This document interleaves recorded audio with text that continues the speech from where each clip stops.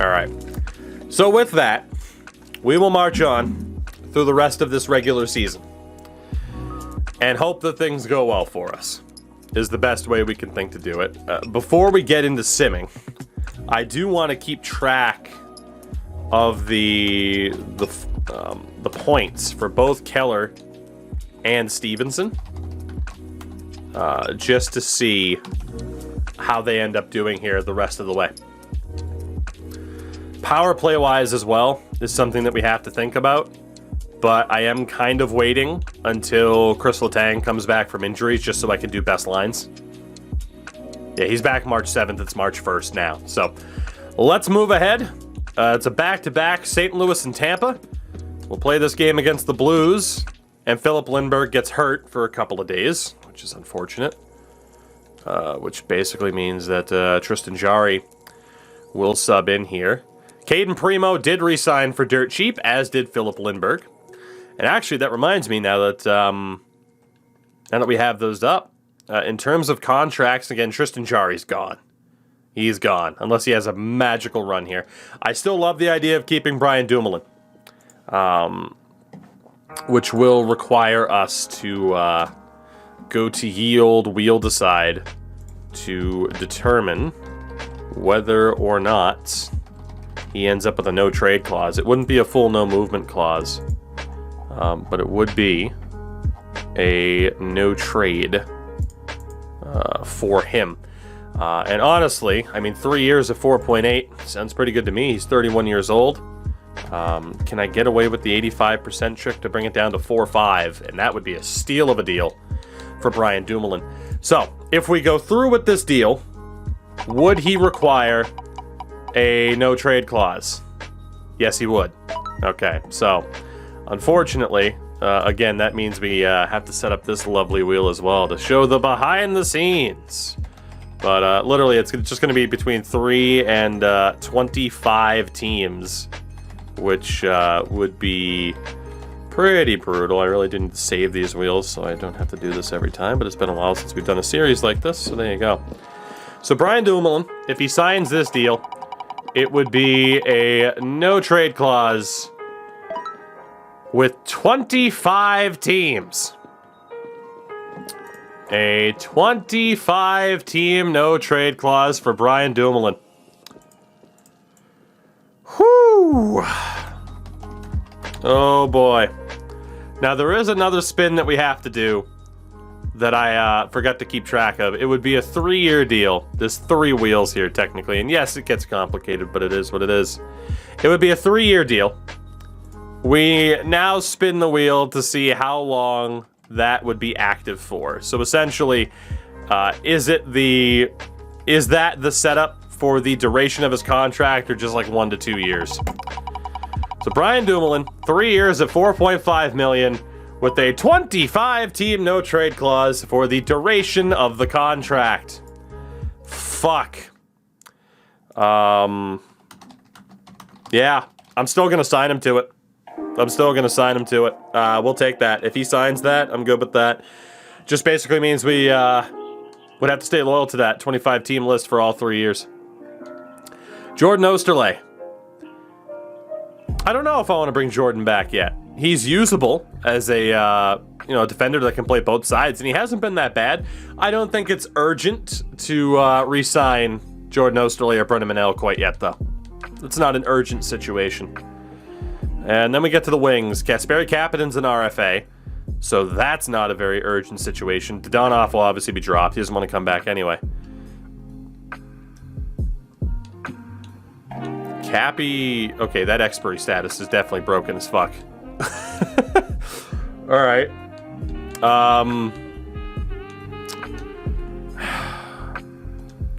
For Kapanen, he's on pace to have a better year this year.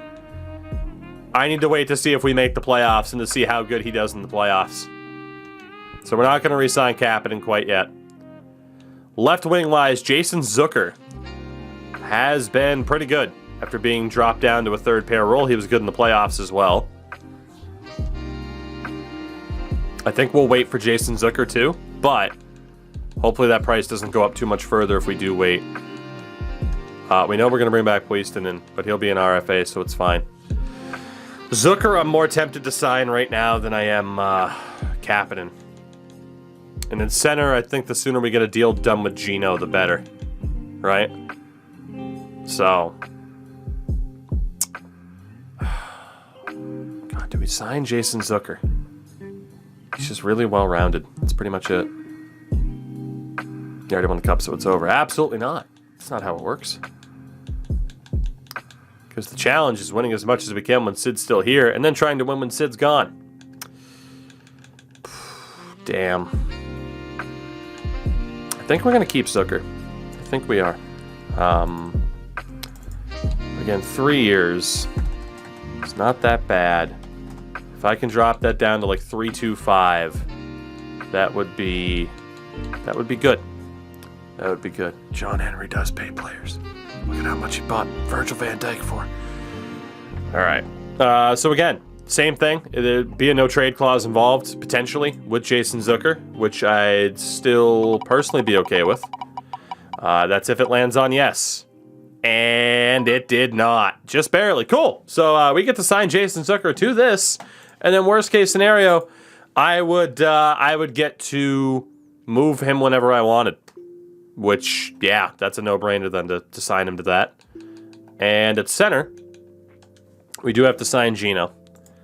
Obviously, we are, again, going to try to stay loyal to Evgeny Malkin, Crosby, and Letang, as mentioned, for as long as possible. Now, 85% would bring that down to 5.5, which would be great. Obviously, even 6 million would be good. Same thing for Gino. You know, are we getting a no movement clause on this 1-year deal? And the answer is yes. So, all right, we signed Gino to this, and yeah, we'd have to stay loyal for it, but that's okay.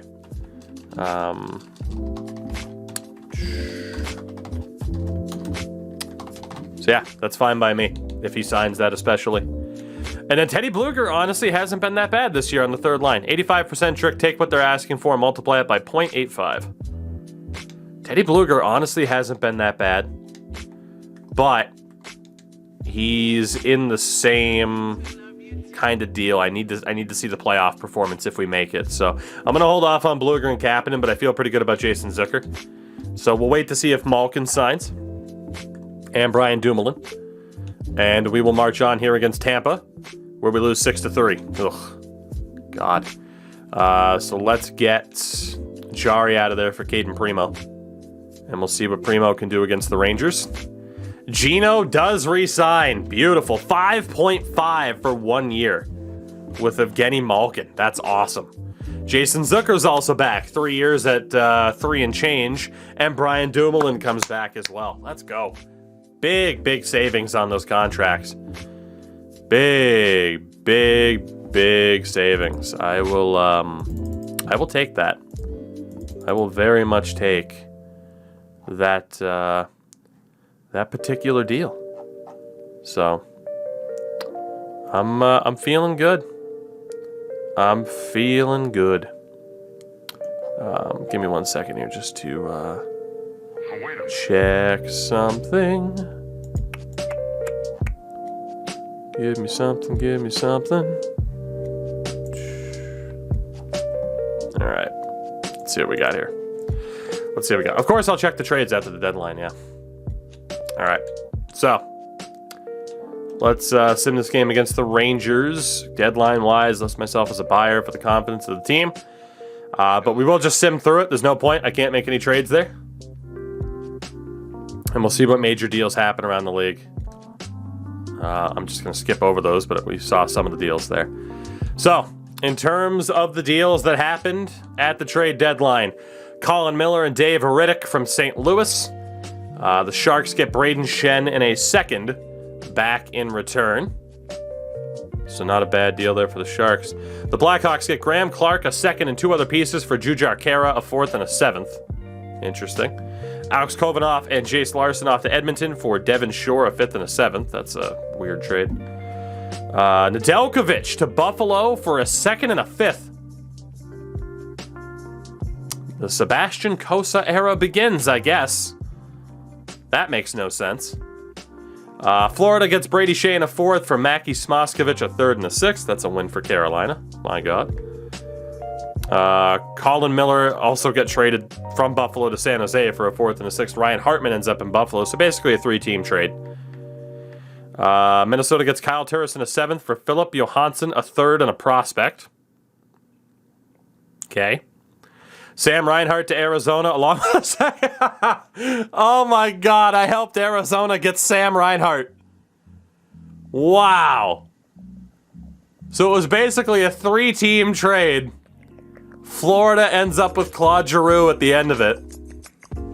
Sam Reinhart a 2nd and a 4th to the Coyotes. So nobody can say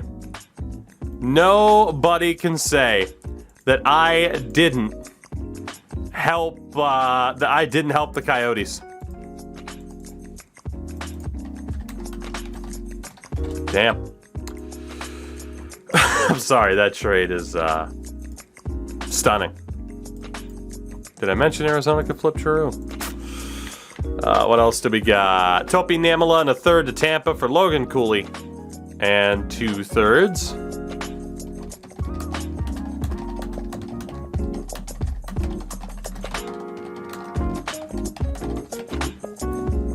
Oh, man. Brett Kulak and a 3rd to Ottawa from the Sharks for 2 seconds. Nico Sturm and Riley Smith to the Rangers for Ludwig Persson and Barclay Goodrow. Yeah, I did Arizona a favor. They ended up getting Sam Reinhart. They get Ludwig Persson. They took on Barclay Goodrow's cap, but they could because I took on Andrew Ladd. I did Arizona a favor. Let nobody try to tell you that I didn't do them a favor. The Sharks also got Ryan Hartman and then flipped him, but they got Hartman a 3rd and Hunter Jones for Derek Ryan, Matt Nieto, and James Reimer. Jesus. What goalie moves. Hunter Hayton, Edge Lambert to Seattle for Carter Rowney, a 5th and a 7th. Adam Ginning and Jay O'Brien for Josh Brown, a 3rd and a 4th. 2nd, 3rd, and DeFazio for Sam Steele and a 3rd. The Bruins salvage Sam Steele. Columbus gets Donskoy, Bertuzzo, and 2 other pieces for Corson Ceulemans, a 2nd, and Eli Zamak. Is the Canucks franchise done? It is, because EA deleted my save file. Who knew? Who knew that would happen? Artem Zub and Cooper Maradi to Vancouver for Tanner Pearson, a 3rd and a 4th. 2nd round pick and Olaf Lindbaum to Nashville for Brett Connolly and Alan Klein. Martin Kaut to Philly for JVR and a 3rd. Jesus, so JVR is off to Colorado. Then, of course, we had our Stevenson for Pavelski deal and our Keller for Giroux deal to kick things off. So that was a very, very busy deadline, and a lot of these teams are almost unrecognizable at this point following the deadline. Honestly, I kind of feel like I'm going to... God, I kind of want to do a quick look around, but in a way, I almost want to save that for the beginning of every season to see how crazy some things are. The one thing I do want to check, though, is if not Sam Steele, but if Shane Wright is still scratched. And, yep. Hasn't played a single game. Good job, Anaheim. You're crushing it. You're absolutely crushing it. God damn. So, yeah, we'll save those looks around the league. We'll save those look around the leagues for the the beginning of every season. So with that, we march forward then. Here we go. We are currently 4 points out of a playoff spot. Let's see what happens. We absolutely need Sidney Crosby and Jake Gensel to hit point per game, or we're going to face another punishment as Kasper Bjorkqvist gets hurt in the minors. Which probably means I just accidentally put Dadonov in there. And indeed, but at least that makes it easy to know who to take out. So I get Michael Carcone there. So NHL-wise, with Chris Letang back, we do need to work some pieces around. And we'll take out Puiston in for Jason Zucker. And I still want that particular setup there. So Keller so far has already picked up 1 point and 3 assists in a very few amount of games. 1 goal and 3 assists. Chandler Stevenson has a goal and an assist so far on his new team. When are you going to upload this series? First episode goes up today. All right, and then defensively, We're going to swap that back. Go Joseph, Marino, Dumoulin, Letang. Osterley can be with Manel. Which is fine by me. And then the power play is where it gets interesting. Yeah, I can see it doesn't even have Clayton Keller on the power play, which is brutal. Yeah, Manel's not a bad offensive caliber defenseman, but we want Clayton Keller on the power play with Crosby and Gensel. We want Stevenson, Malkin, and Rust. Then the question is Zucker and Kapanen. Leaves out Bluger, but that's okay. I think Zucker and Kapanen make a lot of sense. And we can leave P.O. Joseph there. Let's see if he can keep picking up assists. And that way we can get the proper handedness for the most part. We're actually short one righty, but that's okay. All right, cool. It's a decent power play. I feel like that has to be... That's fine. PK's looking pretty good too. And goalie-wise, it's Jari Lindbergh for the moment. So let's see. We did beat Florida 3-2 in a shootout. We got a back-to-back here. Justin Schultz is on waivers, huh?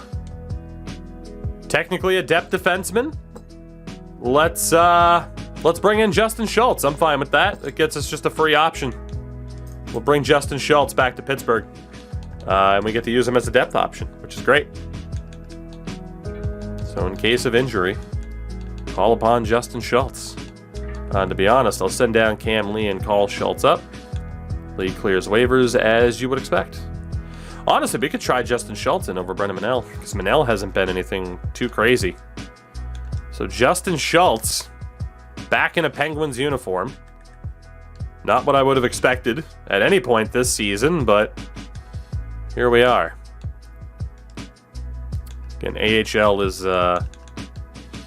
not limited to the same restrictions, just because, again, we have to make so many damn changes.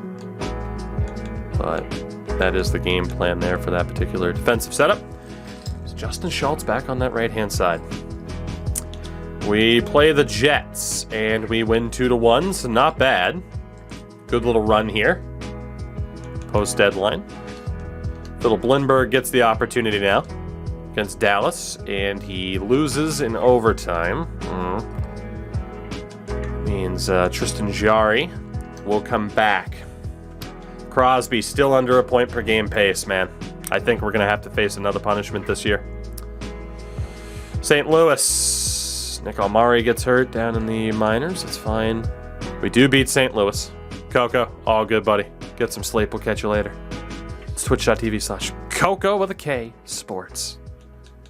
The man. So we get another win. It's Boston and Philly next. In terms of playoffs, we are only 2 points out, but with 2 games in hand on Philadelphia. So that Philly game is huge. Absolutely huge. We're going to play Tristan Jarry here against Boston. And we'll see where we end up. Bjorkqvist is back from injury.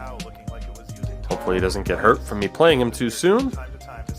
We'll take out Will Riley for Nick Almari. Cool.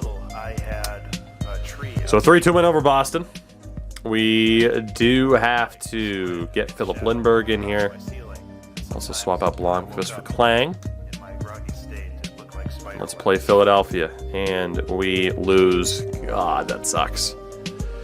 Oh, that sucks. That's a rough loss. Tristan Jarry will be back in. 2 games against the Devils. That loss against the Flyers, it's a 4-point swing. Bjorkqvist does get hurt again. It was a risk putting him back in before he was fully healthy. Get Michael Carcone in there. So we lose 7-3 to the Devils. Oh my God. This has been a frustrating year. Crosby had over 100 points last year. I don't know what the hell's wrong with him. Keller is on 3 goals, 5 assists. Chandler Stevenson is on 2 goals, 5 assists. Neither's really like dominated though, so let's swap the sides that they're on. I'm gonna put Gensel back on the left. I can't put Gensel on the left there. Let's try that. We'll try Stevenson on the top line and see what happens. They haven't been bad, but they also haven't been amazing. Dumoulin and Letang just aren't getting it done anymore, so we're gonna go Dumoulin, Marino, Joseph, Letang. And then Schultz as a Penguin, 7 games, 1 point, a +2. He's been fine since we claimed him on waivers. Goaltending's been abysmal. God, all 3 of our goalies have sucked. We'll try Caden Primo against New Jersey here. He wins. Barely, but he wins. It's a good game for Crosby as well. 2 80-point getters. Sid has to get there. And playoff-wise, we're 2 points out with 11 games to go, so it's real close. Calgary is up next. Didn't mean to do that, but that's okay. Calgary, we lose 5-4. Fuck. So again, Malkin was the point per game pace. He's not going to hit it. Our only chance is for Crosby and Gensel to both hit 80 points, and Gensel needs 10 points in 10 games. Fuck. Stevenson's stat line's looking a little bit better since that switch. Our goaltending has just been awful, man. It's been so bad. Honestly, I'm pretty close to just calling up Joel Blomqvist to seeing if he can kind of get us over the edge here. Lindbergh loses that next game. That might happen. As Philip Hollander's back for Wilkes-Barre. I don't think he was ever actually out, and he wasn't. But we can swap around Klang and Blomqvist. We play Carolina. Big game. Lucas Cormier gets hurt. Concussion issues, which is a very unfortunate injury for him. Get Riley in there on the right side. Apparently he's trash. Did we win that game? Yes, we did. A 2-0 shutout. Big moment there. We're just 1 point out of the playoffs. Just 1 point out. Jari comes back in to play Philadelphia. Now this is huge. We're a point behind Philly with a game at hand, and we need a win here.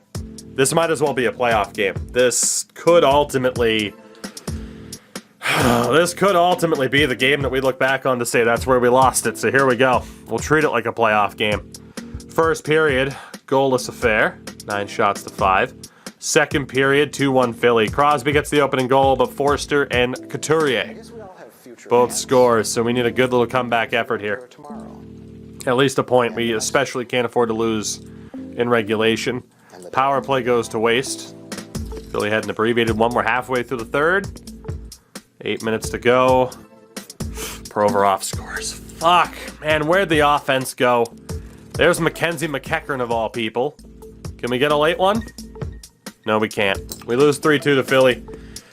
So not only does it feel like we're going to miss out on our goal this year, it feels like we're also going to miss out on the fucking playoffs. Again, I'm not allowed to send Jari down.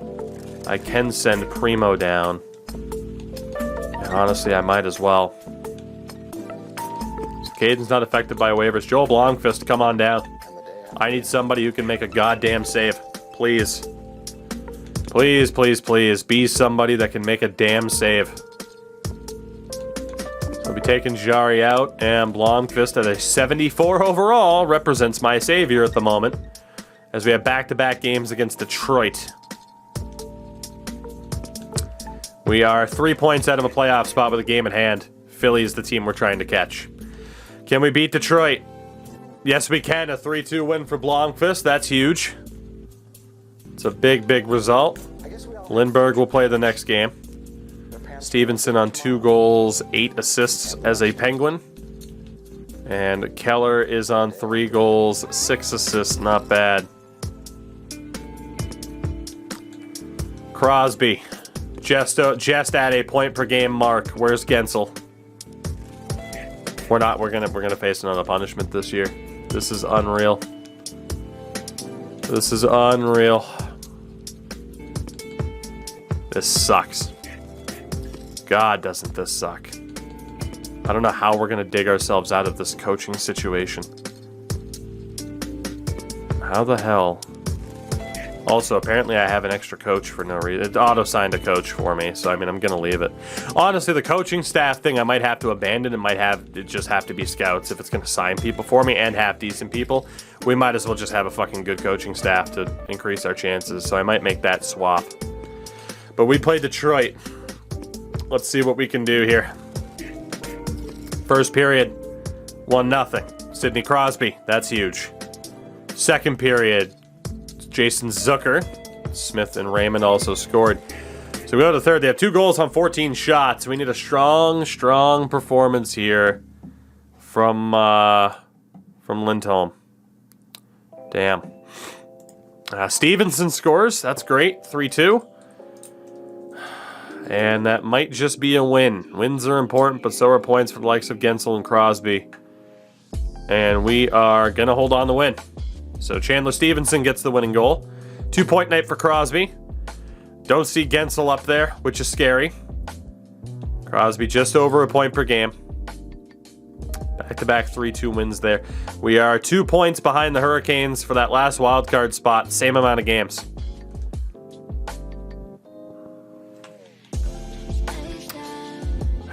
Gensel's still on set. We're going to fail that challenge, man. They both had 30 goals. But we're going to fail that challenge. Let's get Gensel on the left. We'll drop Stevenson back down. But, yeah, we're in big trouble. We are in big trouble. Damn. All right. We play Boston. Again, we need a win. We need points from Crosby. We need points from Gensel. First period, 1 goal for Boston. Blake Como, of all people. Second period, another goal for Boston. Charlie Coyle. Third period, we get shut out. Linus Hallmark, 35 save shutout. We are in we're in dire straits here. We might not make the playoffs. And God, we can't play Malkin on the wing. Gensel is still stuck on 72 points. This is another season where Gensel's going to screw me. Clearly, I should have put the jersey on again. It's the curse of the damn jersey. We play Ottawa, and Sidney Crosby gets hurt.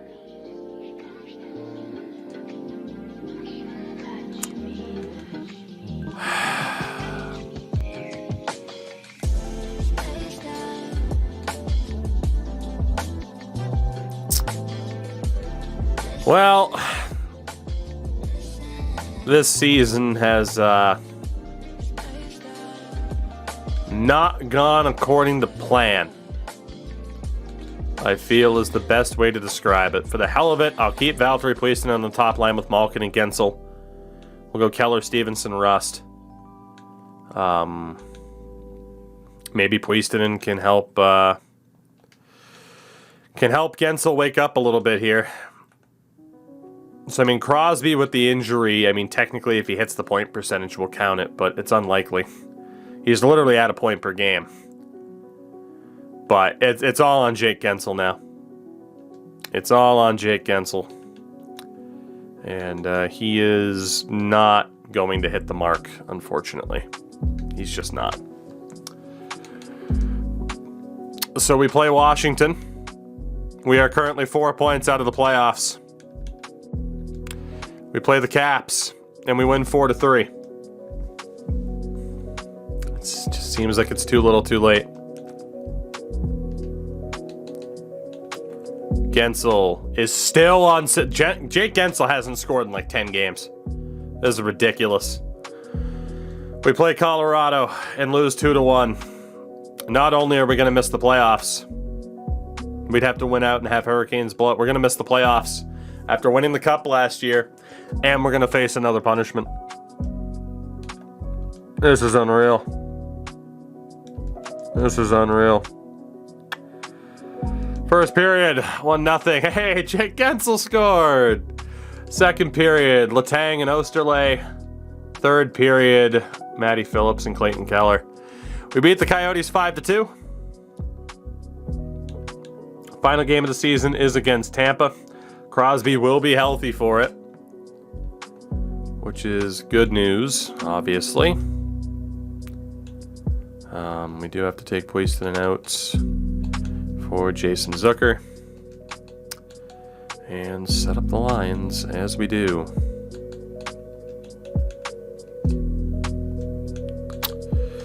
All right. Final game of the season against Tampa. Is it confirmed that we have missed the playoffs? No. If we win this game and Carolina loses their next and their final, we could technically make the playoffs. It comes down to the final game of the season to decide if we're making the playoffs. Crosby hasn't hit 80 points, but he would have off of the pace. Gensel will not hit 80 points. So again, 2 years in a row, we have failed our goals. Again, we might be able to salvage it by making the playoffs, but we have failed our goals. This is incredibly unfortunate, and we will decide our failure option once we determine whether or not we've made the playoffs. Jesus. Our best goalie this year. We're running with Blomqvist off of how he's done. I guess I should have called him up sooner. We'll run Joel Blomqvist and see if he can get us into the playoffs. We play the Tampa Bay Lightning. Let's see what we can do. Are we playoff bound? We need to win, and we need the Hurricanes to lose. First period, 1-0 Penguins. Chris Letang gets the goal on Vasilevsky. Second period, good God. Stamkos, Biega, and Hedman. Osterley gets one back. We're down 3-2.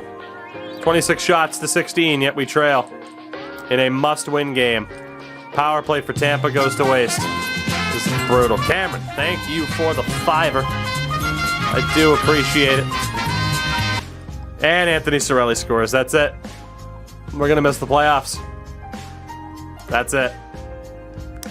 5-2 your final score. The defending Cup champions will not make the playoffs. A disastrous season for us here in Pittsburgh. An absolute disaster. Not only do I fail our goals for the season, but we also missed the postseason at 42, 30, and 10, as the Hurricanes did win. I don't think we would have had tiebreaker on them anyway, but New Jersey, New York, Washington, Columbus, and Carolina make it out of the Metro. The Atlantic was Toronto, Tampa, and Florida. Boston misses out. Detroit wasn't so good. In the Central, it's Minnesota, St. Louis, Colorado, and Winnipeg. Dallas missed out by 2 points. And in the Pacific, Vegas, Anaheim, Calgary, Vancouver all make it. So the New Jersey Devils won the President's Trophy at 52-21-9. The Kraken were the league's worst team. Logs, thank you for the 2. I will warn you, sometimes ads still play even if you're subs because Twitch is fucking stupid, but thank you for the 2. In terms of looking at the points, because let's be honest, I want to just be done with this season and move on and forget it as soon as possible because this was a heartbreaker. Crosby led the way, a massive drop though, from 105 points to just 78 the next year. Jake Gensel scored 31 this year, but just 74 points after having 91 last year. And then there's Evgeny Malkin, who put up just 58 points. Zucker with 44 on the third line, capping him with 40 on the third line. Brian Rust gets that new deal and puts up 36 points. We have no limitation in whether or not we can get rid of Brian Rust. We absolutely can, and we might after that. Teddy Blueger only put up 27 points on the third line, 3 goals following the trade deadline. I think it's safe to say we might have made the right choice to not re-sign Teddy as of yet. And then Chandler Stevenson, as a Penguin, put up 12 points in 23 games. compared to the 15 points in 60 games that he had as a Golden Knight. So, better, certainly. Fucking Anthony Kiedis' little brother. Clayton Keller put up 12 points in 23 games after having 13 in 62. So they both did pretty well. Given the circumstances, not anything outrageous. Mackenzie McEachern had 9 points in 23 games. So all the guys we acquired had better paces than what they had before. Matt Phillips with 12 points. Pleased him with 10. Andrew Ladd put up 4 points in 23 games. He was playing in the AHL previously. Defensively, only 49 points for Chris Letang after putting up 61 last year. Just brutal.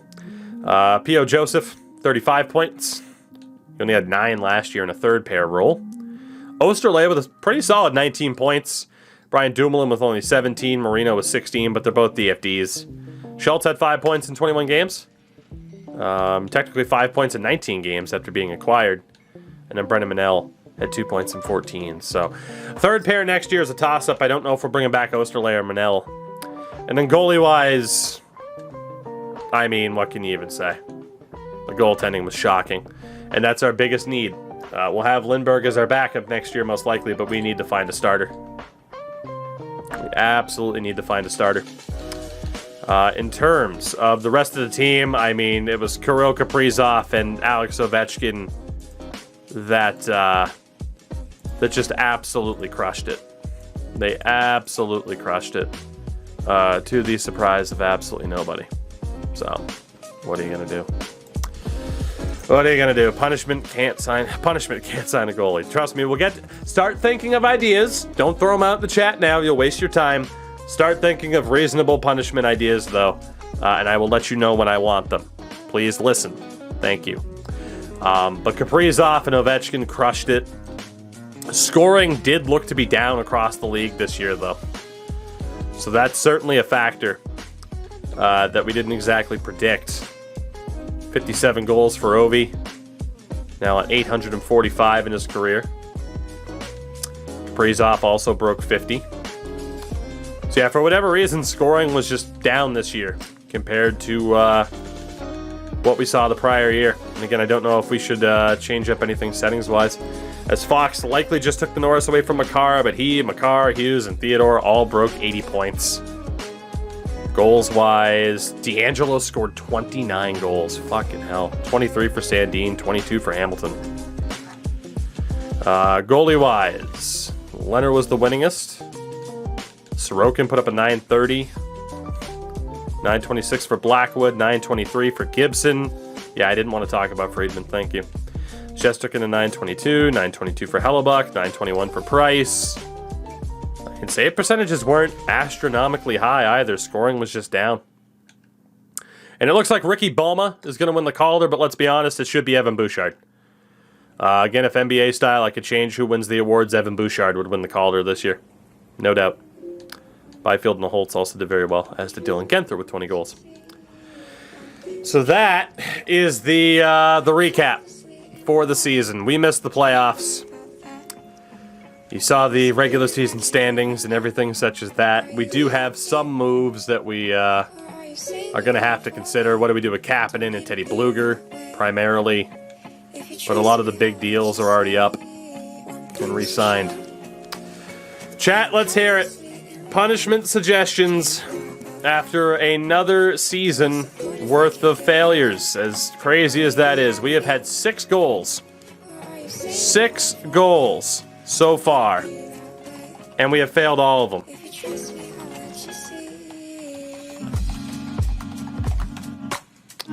Sign Skinner. Are we talking Stewart or Jeff? Trade Jake in a deal for a goalie. Oh, God. Cancel for goalie. AI free agency, we can't do with the rules of the series. Crosby on the 4th line, we can't do with the rules in the series. A $10 million cap penalty. Jake and Sid, we'd have to technically play on the same line. Retroactively apply a no trade clause to a player that doesn't have one. Ooh. Sign the player with the most fights. Sign player with most fights. Have to run back the same squad. Well, we'd have to have some changes, but I get what you mean. Resign major remaining pending UFAs is what we'll do there. We'll go with 10 million cap penalty. I might not be able to do, but I'll see. A no trade for Brian Rust. Ugh. Trade Rust via trade finder. No trade clause for Rust. Rust. Trade finder. Negative line chem I also can't guarantee, so. Let's see. Sign the D-man with the most blocks. Sign defensive block leader. Sign flower power. I don't know, obviously, if Fleury will end up as a deal. Did Kapanen want to leave? I mean, he's an RFA, so it's not even up to him anyway. He doesn't want to leave. Overpay on any resigning player. Oh, God. Let's see. Let's see, what else do we got? We'll sign an expensive goalie I was going to do anyway.